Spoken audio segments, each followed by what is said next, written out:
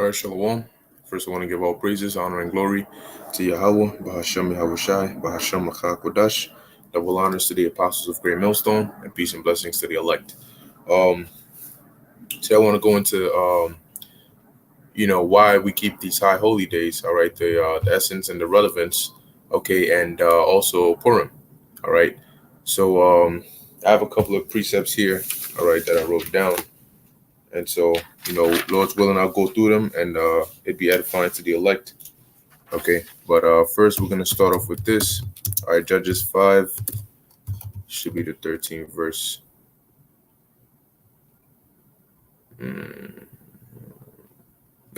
Verse 11. It's locked here. All right, this is Judges chapter 5, verse 11. It says, "They that are delivered from the noise of archers in the places of drawing waters, which is here now, there shall they rehearse the righteous acts of the Lord, even the righteous acts towards the inhabitants of his villages in Israel. Then shall the people of the Lord go down to the gates." Now, keep in mind that there are a lot of scriptures, all right, that are twofold. Okay, and there's some in the literal sense and there's some in the prophetic sense. Okay, so taking this in the prophetic sense, this is referring on to us now. All right, and as it says here, rehearse the righteous acts. Okay, that goes into keeping the high holy days and keeping the law, statutes, and commandments to the best of your ability. All right, and doing the will of the Lord the best you can. All right, now keep in mind it says rehearse. Okay, because we're not going to get it perfect. We're not perfect. Okay, it doesn't matter what you try to do. The way the Lord has set it up for prophecy's sake, we're imperfect right now. So we can only do our best. All right, but in the kingdom, we're going to be able to keep these holy days and these laws and everything perfectly. All right, but nonetheless, there is still importance and relevance, all right, behind these holy days. Okay, and why they're so important to keep them, because just like on the left hand side, Esau has his holidays. All right, he has a day for Christopher Columbus. All right, he has his Christmas, and which is not really his because he got from the ancient world, but Easter and Valentine's Day, and all these different days, Thanksgiving and all of that. There's a history behind it, and they have a history that they make up, all right, and push as the real history behind it. But they have a reason for why they declared that day a holiday. And on the right hand side, okay, it's the same thing with us. There's a reason why we have certain holy days. Okay, and some of them the Lord ordained straight up, and some of them came about through certain events that took place. All right, most of the time, the Lord delivering Israel. Okay, and through that we commemorate or keep that day. All right, all those days as a remembrance to the Lord delivering us from our enemies. All right, for example, Hanukkah. Okay, when you read in the time of the Maccabees or the Feast of Dedication, all right, when they basically cleanse the temple and all of that. Okay, and in this case, Purim. Okay, where the Lord delivered us, all right, from the hands of our enemies, because we were on the verge of damn near genocide. Okay, now what's the next one I had here? This is Leviticus 23, because in here, all right, here has the holy days, and when you go, this is the whole chapter. When you go through it, all right, it tells you the holy days, when they should be kept.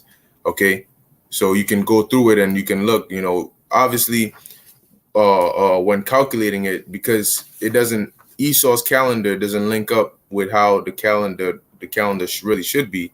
Now, like I said, we're not perfect. Okay, so don't grow gray hairs and lose your mind trying to get everything pinpoint perfect, but do it to the best of your ability. Now, when you read through this, it'll tell you on what month, okay, and what day of the month that holy day is supposed to be kept. Okay, so what you can do is you can look up the new moons, okay, because that's where you get the name or the word month from, moon. Okay, and that's how you tell time. So you can look up the new moons for 2020, okay, and calculate based on that, because the new moon isn't going to come in on the first of every month, So it's like, oh well, January, February, no, all right, it might drop in the middle of the month, all right, or in the middle of Esau's calendar month, okay, or the ending of it. So you have to go based on when the new moon comes in, and then calculate the days after. So if it says two Sabbaths after that, like that's what, 14 days. So if the new moon was to fall on the middle of the month, you count 14 days from then, and that day it lands on, it could be the beginning of the next month. If it lands in the middle of February, it could be the ending of February, the beginning of March. All right, but you're calculating according to the way the scriptures say you should calculate it. However, you can tell what day will be by looking at the calendar you have here. So this is Leviticus 23 verse 1. And the Lord spake unto Moses, saying, Speak unto the children of Israel, and say unto them, concerning the feasts of the Lord, which ye shall proclaim to be holy convocations, even these are my feasts. All right, now let's look up the word convocation.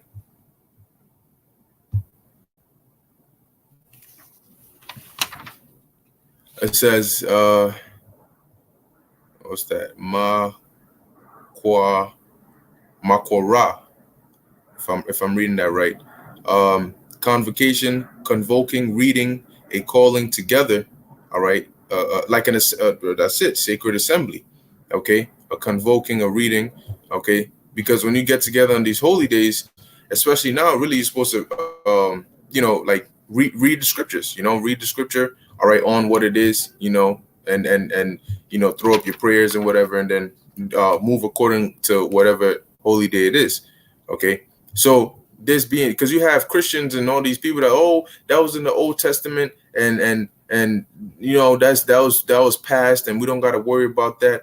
We only dealing with the New Testament. But the Lord kept the Passover. Okay, the Jews kept the day of Pentecost. Okay, so you know what I'm saying, it was at the Feast of First Fruits. So even in the New Testament that you claim to be also different from the Old Testament, they were, if you want to follow what the Israelites in the New Testament did, if you want them to lead by example, they kept quoting the Old Testament, and they kept the holy days. All right, from that's written, because where else are you gonna find them? Okay, they're written in the Torah. So you can't say the Old Testament is done away with. The instructions on how to live are in the Old Testament.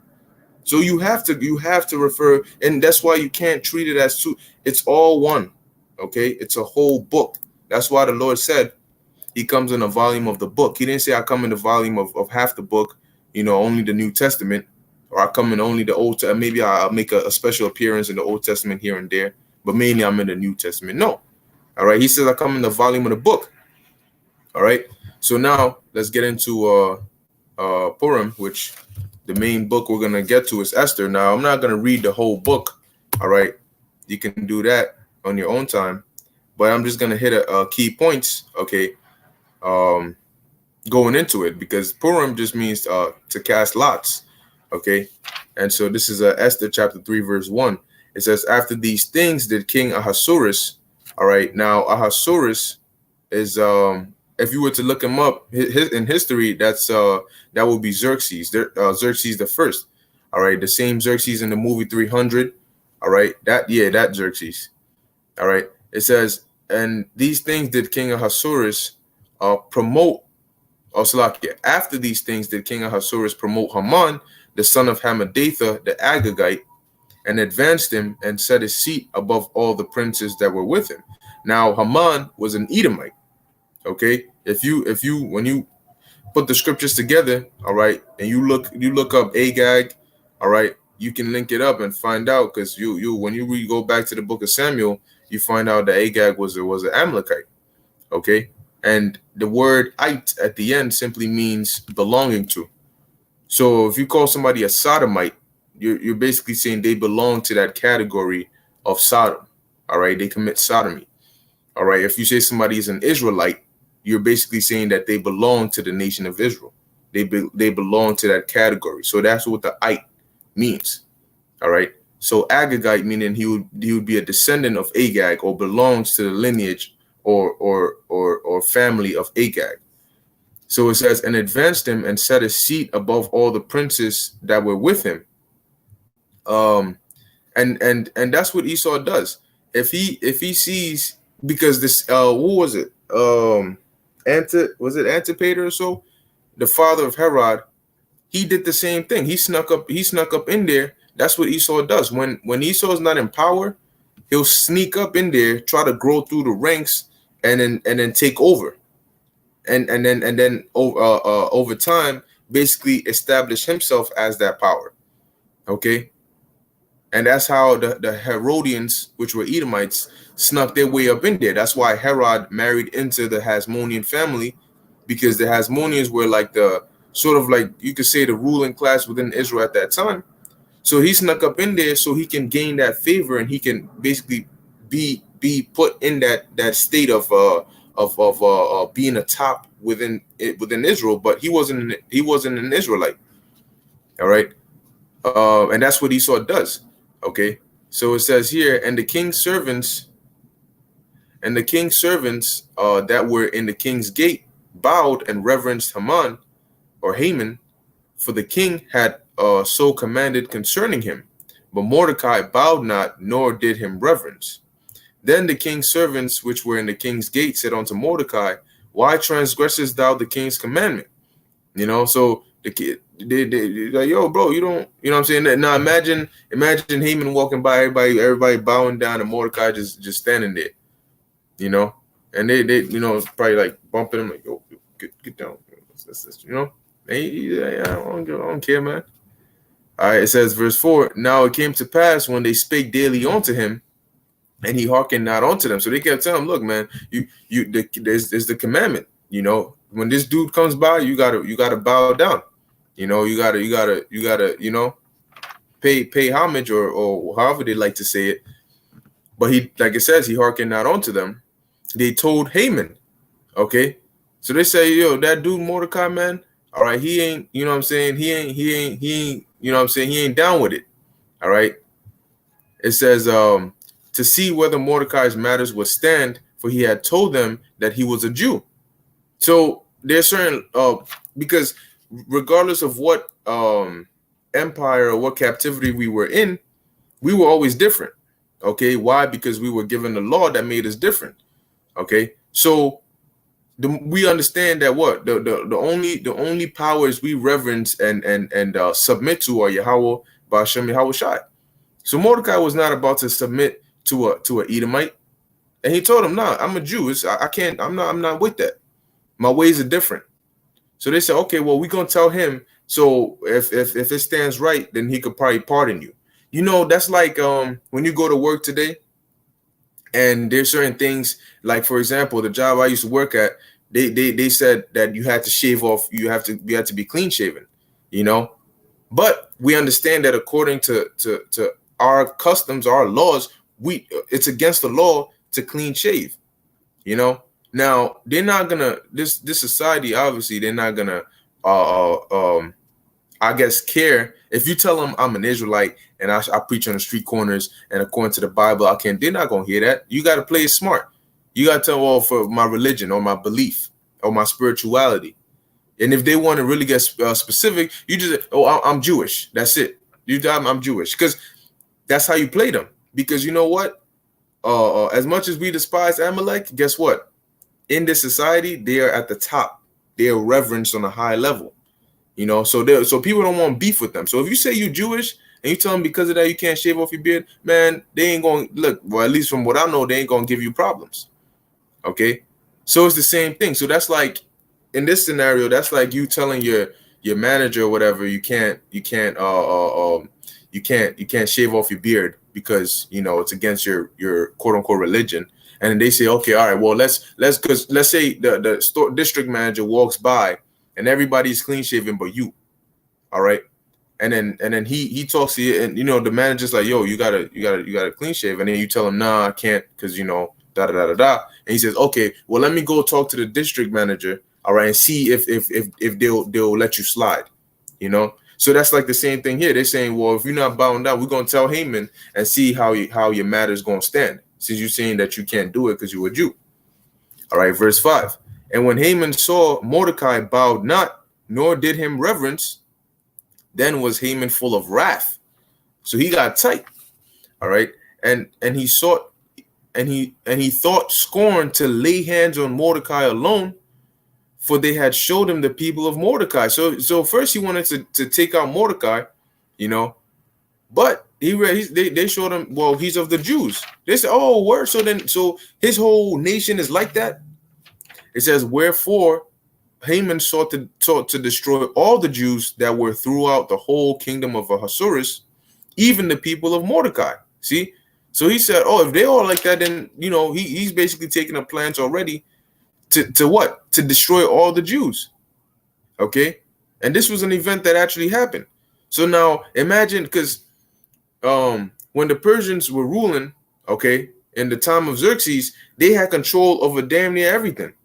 Okay, so whatever province you were in, it was still under Persian control. Now you have Haman, who, like we read here, was promoted, okay, and advanced him above all the princes. So he's basically right under the king.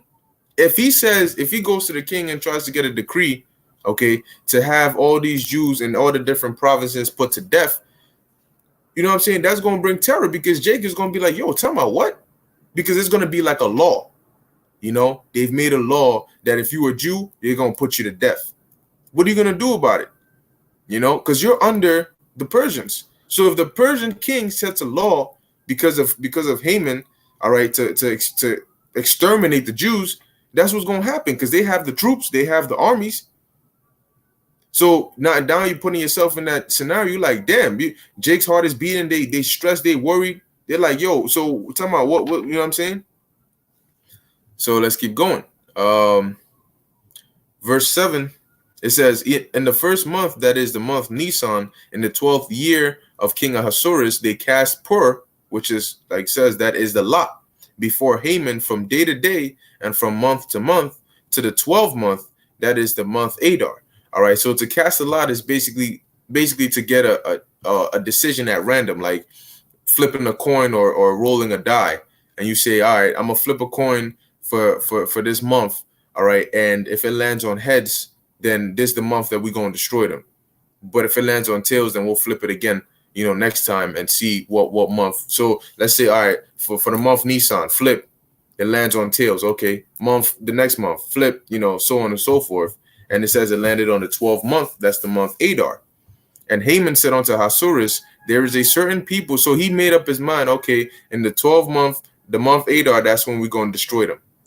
And Haman said unto King Ahasuerus, there is a certain people scattered abroad and dispersed among the people in all the provinces of thy kingdom. Because Jake was everywhere. All right. And it tells you that Ahasuerus had about, if I'm not mistaken, 127 or 120 provinces. So that's a lot. And the U.S. got what, 50 states? Imagine that's over twice that. It says, and their laws are diverse. And their laws are diverse. Where am I at? Oh, Slack. And their laws are diverse from all people. Neither keep they the king's laws. Therefore, it is not for the king's profit to suffer them.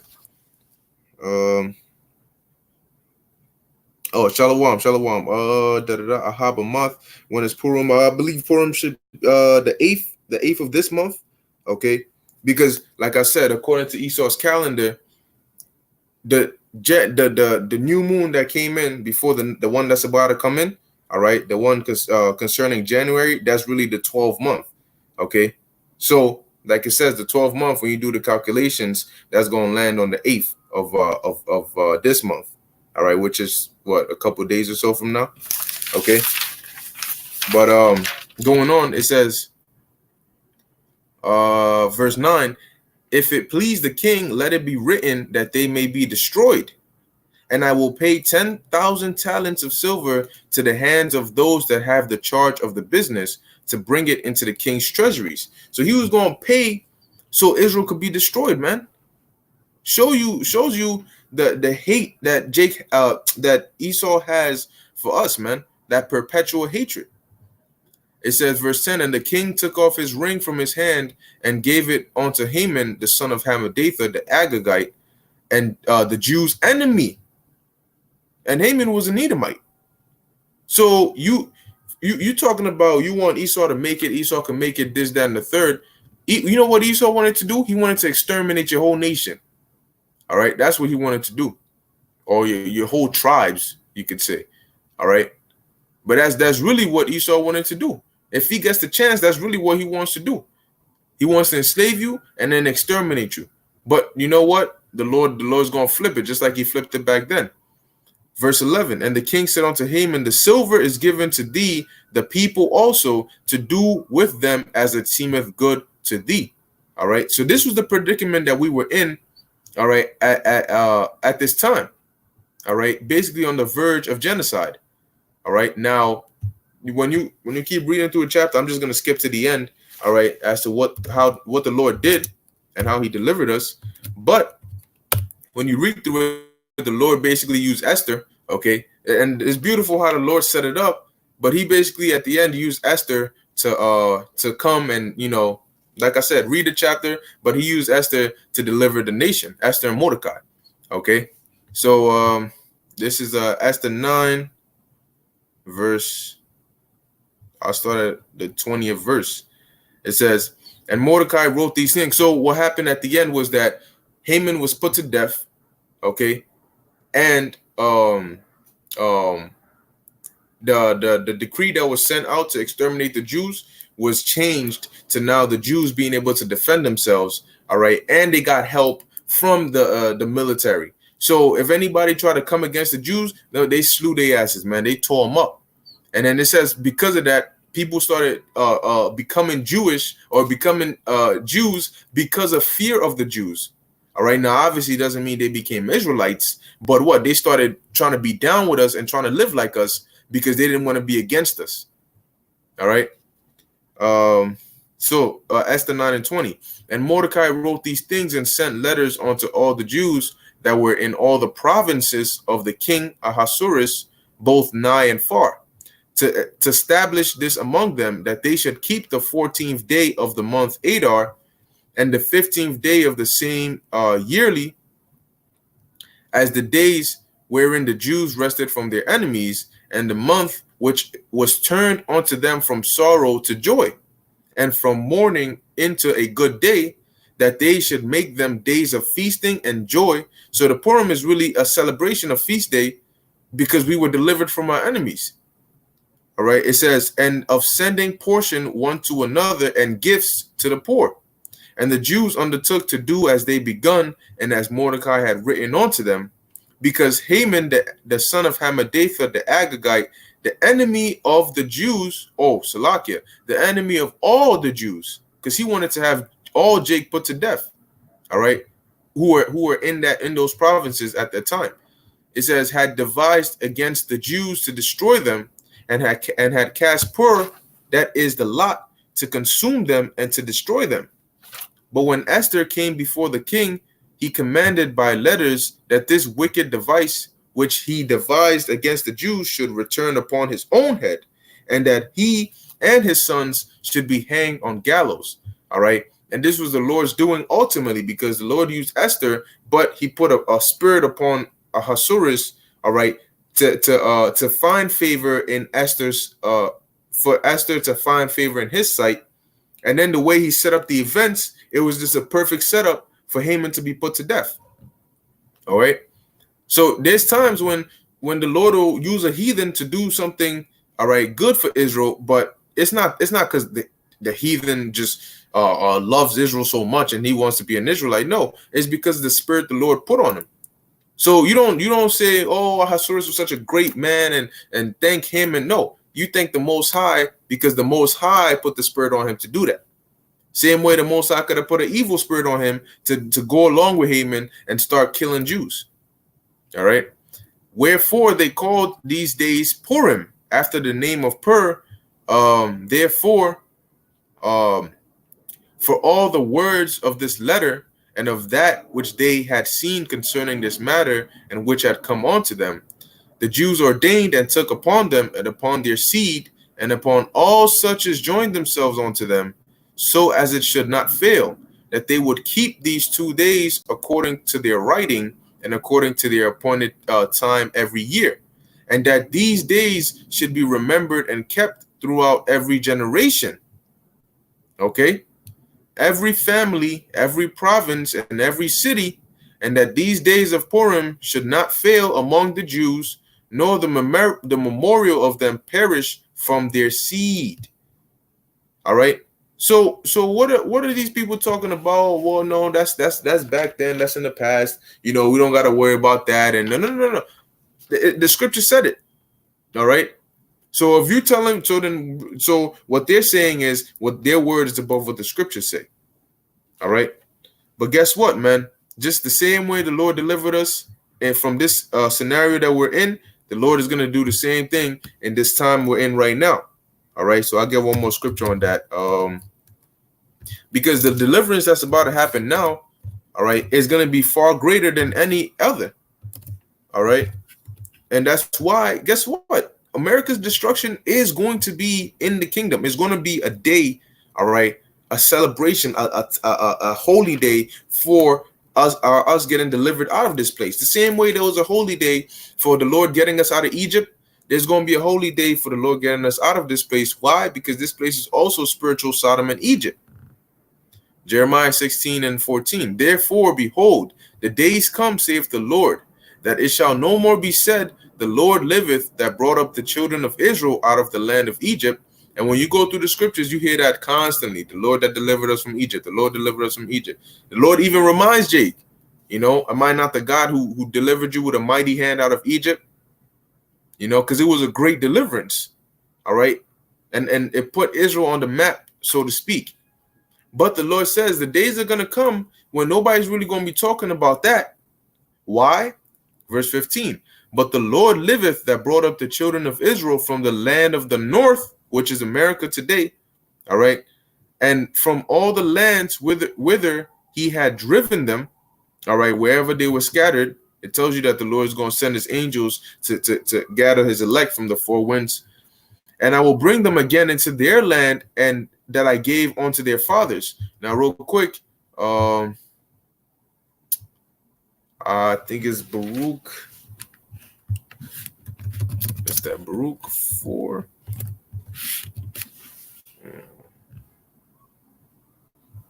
Yep. Baruch chapter 4, verse man.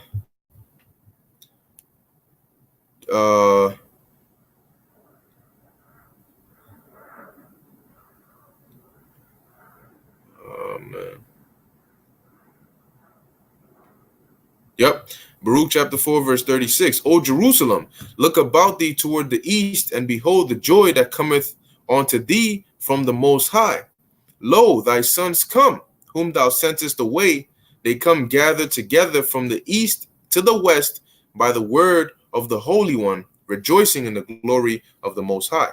All right. So as we just read here, man, that deliverance is what's going to overshadow the deliverance of Egypt. All right. And this was going to be talked about. All right. Basically for all eternity, man. Okay. So, hey, that's the times we're coming into. All right. So we don't really have anything to fear. Okay. Because we understand that the scriptures say he that endureth unto the end, the same shall be saved. All right. And we going to get delivered, man. Okay. Somebody has to get delivered. Okay. So that's what we're looking forward to, man. We're looking forward to the destruction of this place, which the Most High is going to bring. All right. Yahweh Ba'Shem Yahushua is going to bring that. We ain't going to physically do anything because we can't. All right. But we're going to wait upon the Lord, and he's going to bring it, and he's going to deliver us from this place, man. Okay. But with that, I hope this was edifying unto the elect. I want to give all praises, honor, and glory to Yahweh Ba'Shem Yahushua, Ba'Shem Rachakodash. Yeah, I believe it's the 7th to the 8th. Okay, but it should be those 2 days, the 7th and the 8th. All right, but whichever you can keep it on, you can go ahead and do so. Okay, but yeah, if you have any more questions, just put in the comment section, and Lord's will, I'll do my best to answer them. All right, but with that, shalom.